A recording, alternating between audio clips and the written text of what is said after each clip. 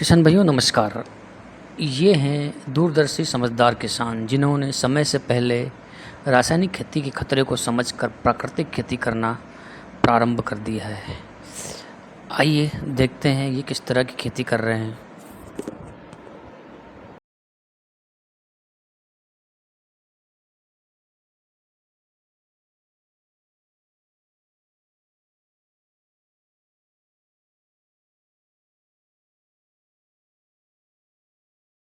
घरू देसी बीज बोते रहे, घरू देसी हल से जुताई करते रहे तो उतनी खेती नहीं कर पाते रहे, न उतना जुताई कर पाते रहे खेत में, तो उपज नहीं होती रही।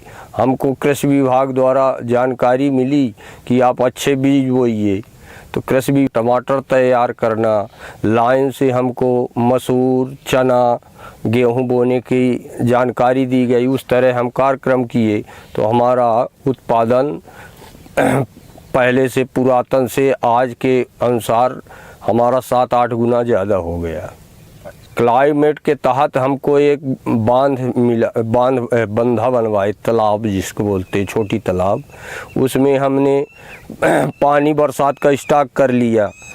पानी स्टॉक करने के बाद जब हमारी खरीफ के लिए तो वर्षा आधारित थे भगवान के ऊपर के पानी से, अब उस पानी को प्राकृतिक से कृत्रिम विधि द्वारा हम डिप के सहारा पानी रबी के मौसम में देते हैं तो हमको बढ़िया फ़ायदा है। इल्ली से बचने के लिए हम लहसुन मिर्चा और तंबाकू इसको गौमूत्र में डालकर 10-12 दिन सड़ाते हैं। सड़ाने के बाद उसको छानकर 15 लीटर के पंप में 10वां हिस्सा ये दवाई मिलाकर स्प्रे करते हैं तो हमारा इल्ली खत्म हो जाती है। खेती में ये किसान भी रासायनिक खेती छोड़ प्राकृतिक खेती अपना रहे हैं।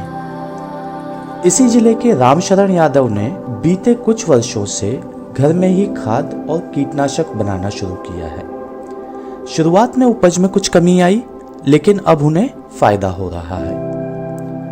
मैंने जैविक खेती कर रहा हूँ, ये क्लाइमेट में मुझे से मिली है। आज उससे मुझे थोड़ा तो नुकसान शुरू में हुआ है, पर आज लगभग मैं 5-6 साल से कर रहा हूँ। उसमें मेरे को अब बराबर की मात्रा में जितना रासायनिक खाद में होता था उतना आज उर्वरक देने से हो रहा है। और रासायनिक खाद में हमारी ज़मीन खड़ी हो जाती थी, आज भी वो जहाँ बंजर भूमि बन जाती है।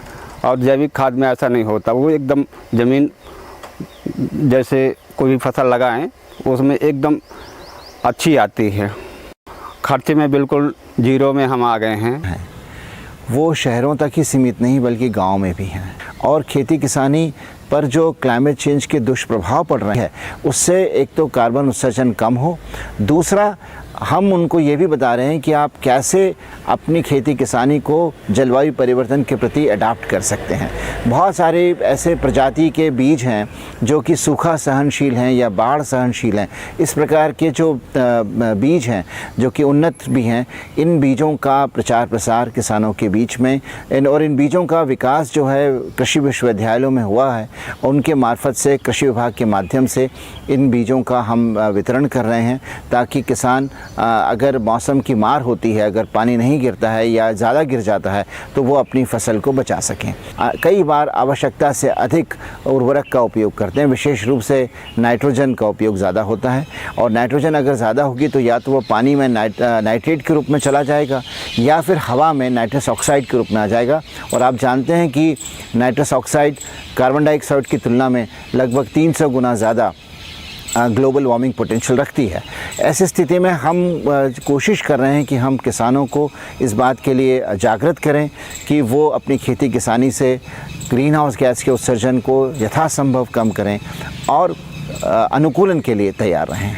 कि बहुत सारी दुनिया में जो ग्रीन हाउस गैस उत्सर्जन का मुख्य जो सेक्टर है, मुख्य स्रोत है, वो है ऊर्जा से। ऊर्जा आधारित जो उत्सर्जन है वो बहुत ज़्यादा है, लेकिन दूसरे नंबर पर जो उत्सर्जन का कारण है वो है एग्रीकल्चर और लाइव स्टॉक। और मध्य प्रदेश में भी लगभग 16-17% उत्सर्जन एग्रीकल्चर और लाइव स्टॉक से हो रहा है, कार्बन डाइऑक्साइड और अन्य ग्रीन हाउस गैसों का। प्राकृतिक तरीके से की जा रही खेती से न सिर्फ फसल की गुणवत्ता बढ़ रही है बल्कि मिट्टी की सेहत भी ठीक। जो जलवायु परिवर्तन में जो ग्रीन हाउस उत्सर्जन हो रही है वो कम हो, तो हम लोग कुछ बहुत हद तक इसमें सक्सेसफुल हुए हैं।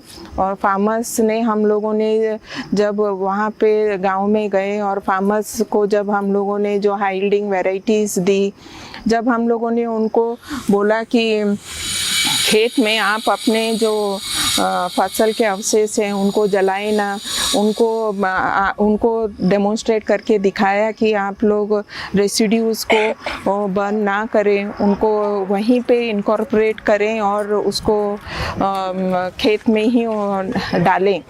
ऐसे हर एक गांव का तो एक जैसा रेस्पॉन्ड नहीं करेगा, क्योंकि उसकी मिट्टी अलग अलग है, हर एक गांव की टोपोग्राफी अलग है, ढलान अलग है और उसका क्लाइमेट भी अलग है।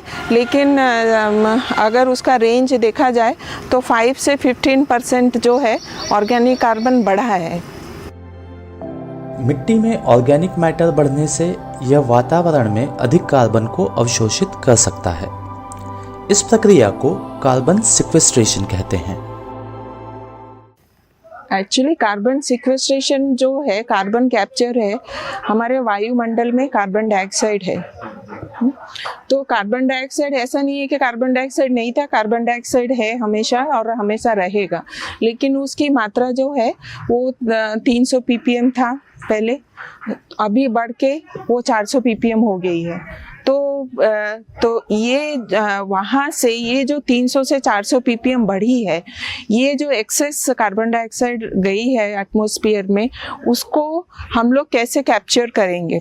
तो एग्रीकल्चरल सॉइल्स में, एग्रीकल्चर में सबसे बड़ा योगदान है हमारा प्लांट्स का, ट्रीज़ का।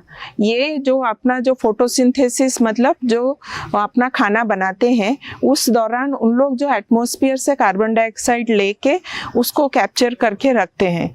तो सिक्वेस्ट्रेशन का मतलब ये है कि आपका 10 और 20 साल लॉन्ग टर्म में आपका जो कार्बन जो सॉइल में है वो बढ़ना चाहिए। वो बोलते हैं कि तब जाके हम बोलते हैं कि आपका कार्बन सिक्वेस्ट्रेशन हुआ। नहीं तो आपका जो एक साल में जो चेंज आया, हो सकता है कि आपने नेक्स्ट ईयर कोई दूसरा मैनेजमेंट कर लिया, उससे आपका कार्बन कम हो गया, तो वो सिक्वेस्ट्रेशन नहीं कहलाता है। सिक्वेस्ट्रेशन का मतलब है कि लॉन्ग टर्म में आपका जो कार्बन चेंज हुआ वो पॉजिटिव ट्रेंड होना चाहिए, वो बोलते हैं सिक्वेस्ट्रेशन। वैज्ञानिकों का मानना है कि क्लाइमेट स्मार्ट विलेज परियोजना में खेती किसानी में किए गए प्रयोग किसानों को जलवायु परिवर्तन से लड़ने में मदद करेंगे। हालांकि देवशरण पटेल जैसे कई किसानों को लगता है कि इस प्रयोग को आगे भी चलाने की ज़रूरत है, ताकि उन्हें खेती के नए तौर तरीकों के बारे में आगे भी पता चल सके। किसान भाइयों, वीडियो अच्छा लगा हो तो लाइक करें, सब्सक्राइब करें और अपने दोस्तों को शेयर करें। धन्यवाद।